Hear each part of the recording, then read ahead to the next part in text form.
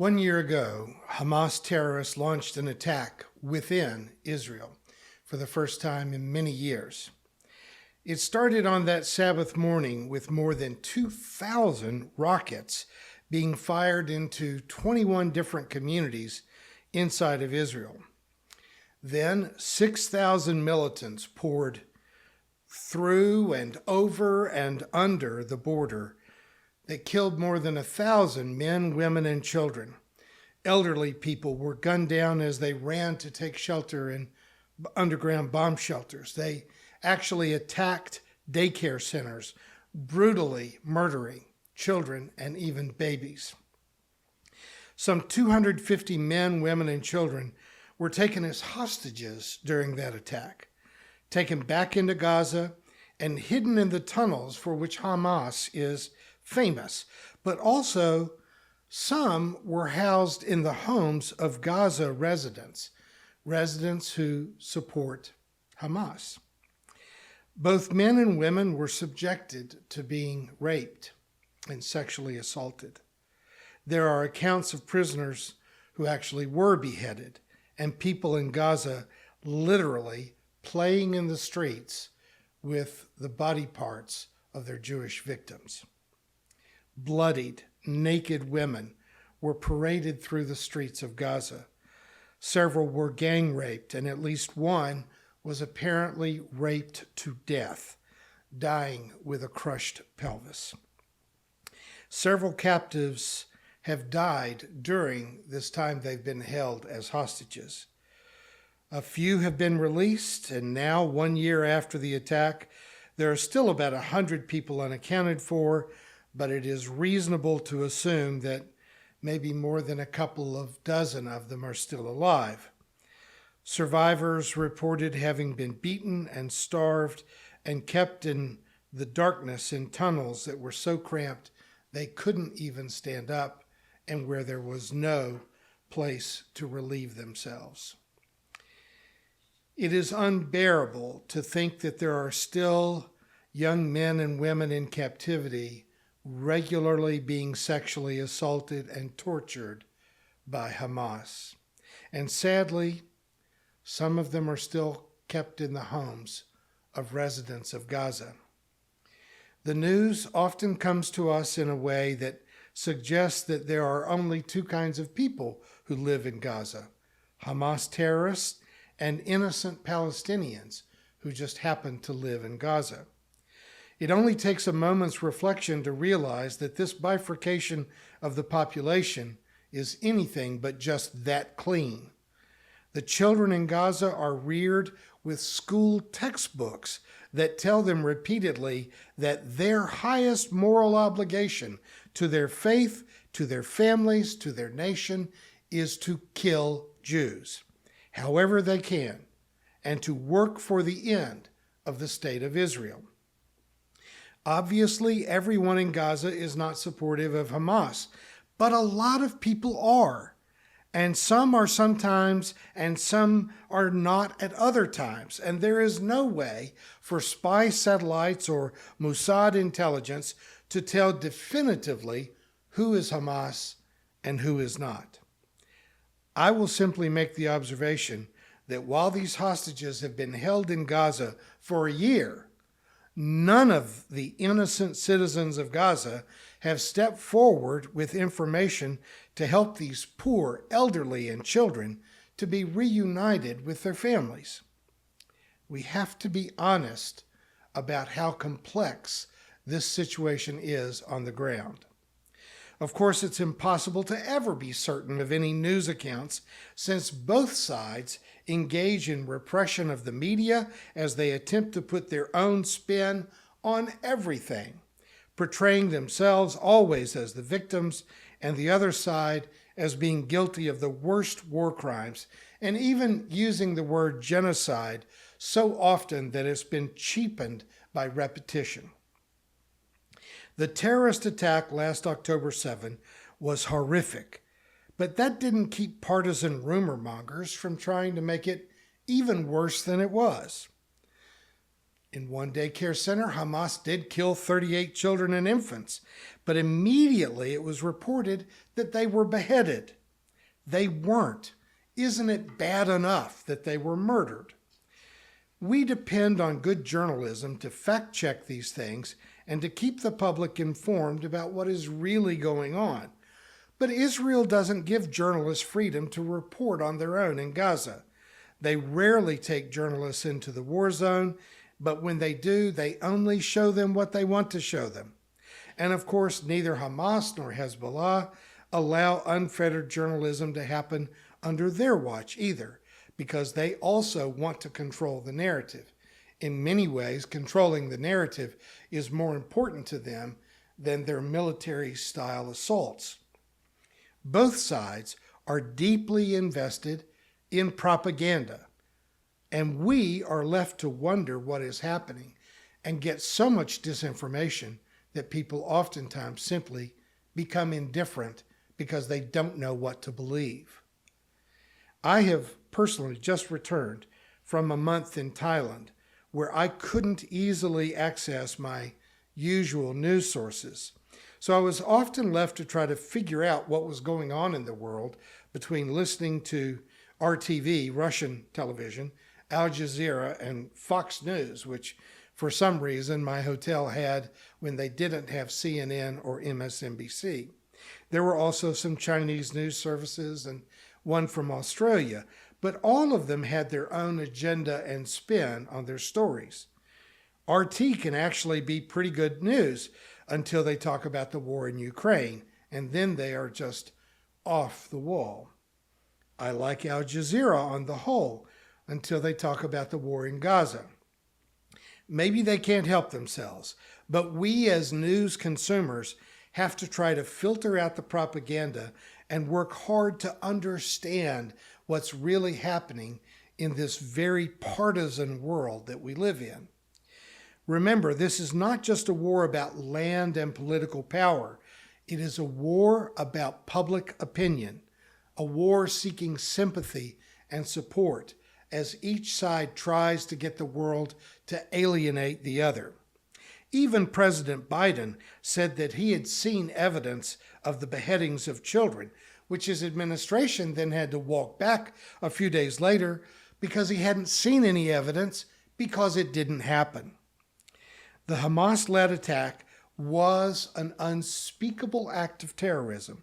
It was aimed at forcing Israel to respond. Hamas wanted Israel to make an absolutely unfettered response that might then draw other Muslim militias and nations into a final battle with Israel.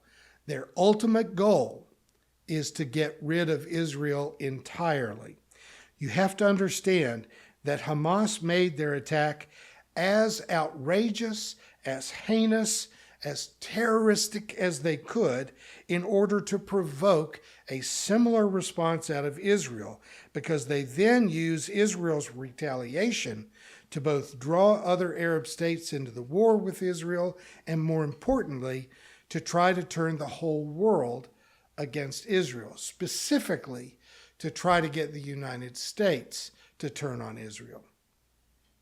Iran has been funding and supplying both Hamas and Hezbollah all year, and Hezbollah has been firing rockets into Israel from Lebanon, threatening an all-out attack, which has become increasingly likely, especially since Israel's technologically rather surprising response by finding a way to booby-trap pagers and walkie-talkies with explosives that specifically were being carried by Hezbollah leaders and terrorists.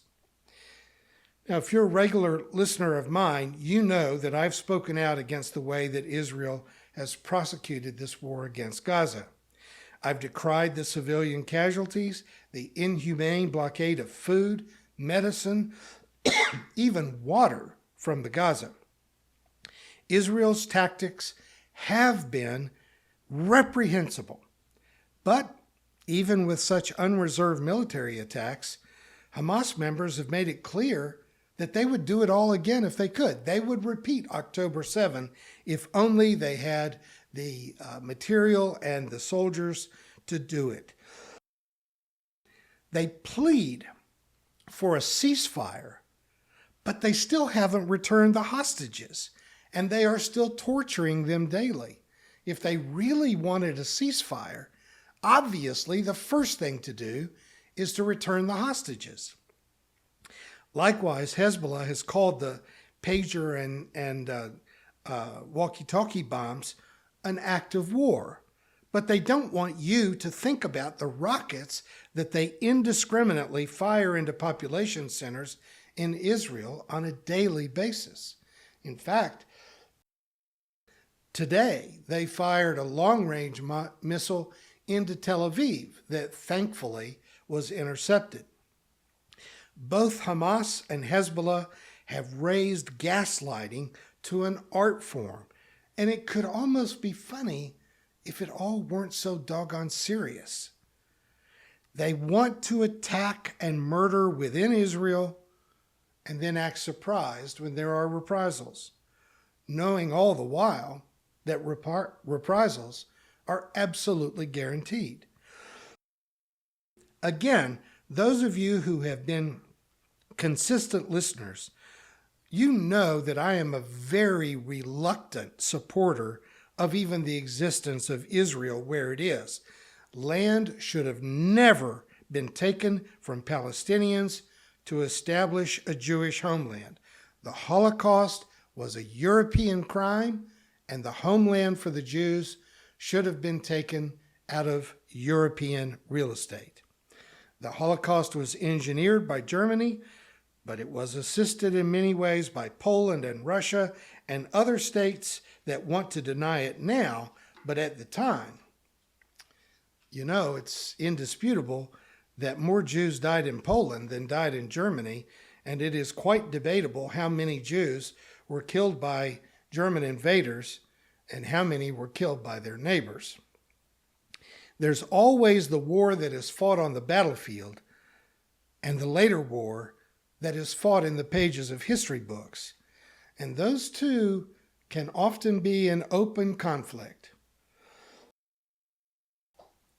I will add as a footnote to the initial theft of land to establish Israel that America and Great Britain did not give the small parcel of land they took very defensible borders.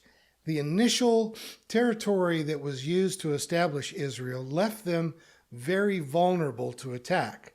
So when their neighbors later did attack Israel, Israel's armies pushed the invaders back, and they annexed land that gave them control of the high ground from which Israel had been suffering daily mortar attacks since they were founded.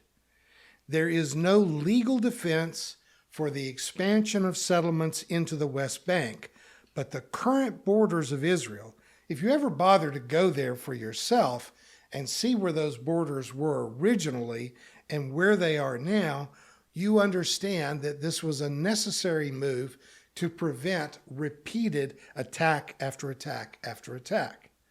All of this is much more complicated than the media stories we are fed in the few seconds that they give to these things on television news.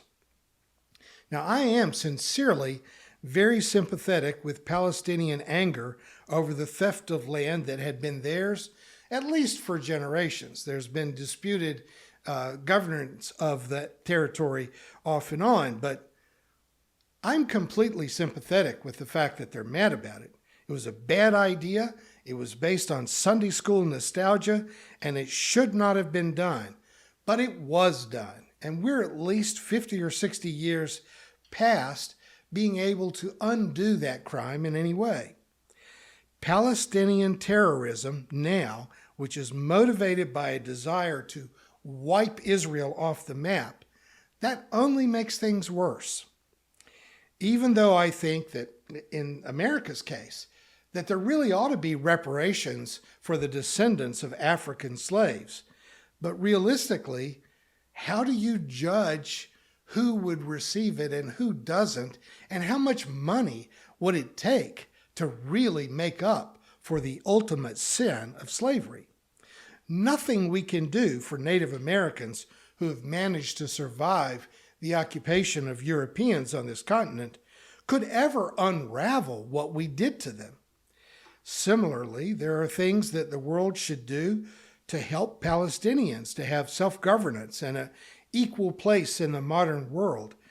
But as long as they keep trying to drive the Jews into the sea, they're not going to be able to receive that kind of help.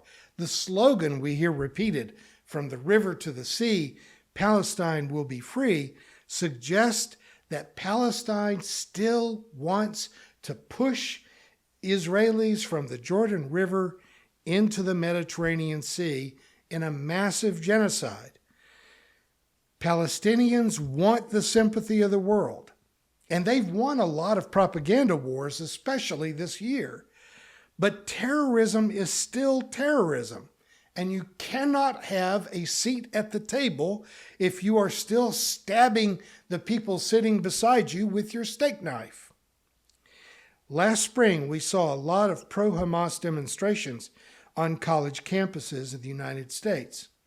Outrage about the Israeli assault on Gaza led to demands that the USA stop supporting Israel financially, stop doing business with them, and certainly stop supplying them with arms and the financial support to buy more weapons.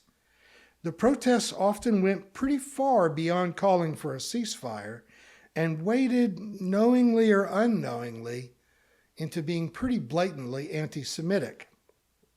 Now, let me be clear. Any of us, whether we're Jewish or not, have a right to criticize the state of Israel. Simply criticizing Israel is not being anti-Semitic.